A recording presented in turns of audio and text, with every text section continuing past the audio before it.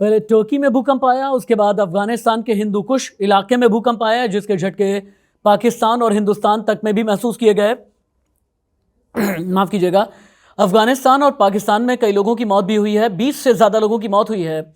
लेकिन आपको भूकंप का अपडेट देने के अलावा यह भी आप बताता हूं कि भूकंप आखिरकार आता क्यों है।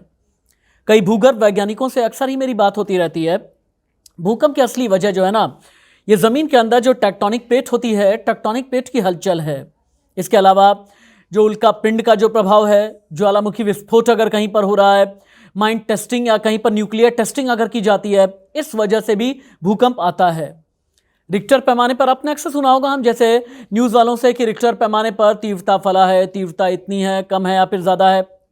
अब जो 2 से लेकर के 3 की तीव्रता वाला भूकंप हल्का फुल्का होता है, जबकि 6 की तीव्रता का भूकंप महाशक्तिशाली कहा जाता है। और भूकंप की जो तबाही है, ये सीस्मोग्राफ के जरिए मेरे हाथ में एक है, आपको बताता हूं तबाही कितनी आती है। अगर 0 से 1.9 है, सिर्फ सीस्मोग्राफ से पता चलेगा, पता भी नहीं चलता कि भूकंप आया या फिर नहीं। 2 से 2.9 के बीच है, हल्के झटके आएंगे, यानी ऐसा लगेगा कि कुछ आफ्टर शॉक्स आ रहे हैं। लेकिन बहुत लोगों को महसूस नहीं भी होता है भूकंप के साथ में। जो 2.9 तीव्रता तक के भूकंप में ऐसा कहा जाता है। फिर आप आ जाएं 3 से 3.9 तीव्रता का भूकंप, कोई ट्रक नजदीक से गुजर जाता है ना, इस तरह का असर होता है। 4 से 4.9 खिड़कियां टूट सकती हैं, दीवारों पर टंगी फ्रेम गिर सकती है।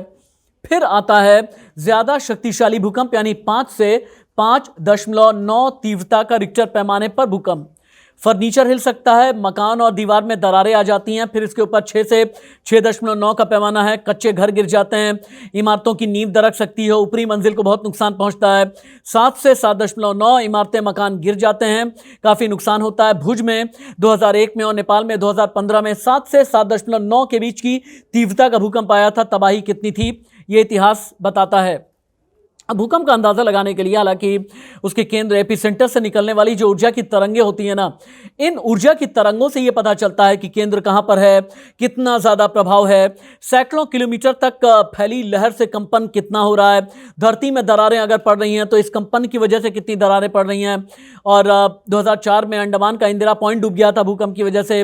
26 दिसंबर 2004 को इंडोनेशिया में जब भूकंप आया, फिर सुनामी के चलते अंडमान निकोबार द्वीप समूह का इंदिरा पॉइंट जलमग्न हो गया था। ये समंदर के अंदर जब हलचल होती है, भूकंप की जो हलचल है ना, दिल्ली एनसीआर में भूकंप के झटके जो महसूस किए जाते हैं, क्योंकि दिल्ली एनसीआर एक ऐसे सीज्मिक जोन में है जो सबसे ज़्यादा खतरनाक की श्रेणी में आता है। और यही एक वजह है। कुछ चीज़ें और भी आपसे बताना चाहूँगा। अगर भूकंप आए तो आपको क्या करना है, क्या नहीं करना है। अगर आप हाई राइज बिल्डिंग में रहते हैं तो आपको पैनिक नहीं क्रिएट करना है। आपको अगर नीचे उतरना ही है, आपको घबराहट हो रही है, सीढ़ियों के जरिए नीचे आप उतरें, लिफ्ट का इस्तेमाल ना करें, ना ही घबराएं, ना ही किसी तरह की भ्रम पैदा करने वाली खबर दूसरों तक आप पहुंचाएं। एक और बात, अगर कोई भारी भरकम चीज़ है, अगर आप बेड है, बेड के नीचे जगह है, तो फिर आप नीचे जा कर के आप छिप सकते हैं। लेकिन कभी भी पैनिक सिचुएशन में लिफ्ट से भागने की कोशिश ना करें। किसी भी तरह का कोई बहुत बड़ा हादसा हो सकता है। लिहाजा अगर आप दिल्ली में रहते हैं, दिल्ली, नोएडा, गुरुग्राम, फरीदाबाद, गाजियाबाद, तो फिर ऐसे में आपको अलर्ट रहने की ज़रूरत है। नमस्ते।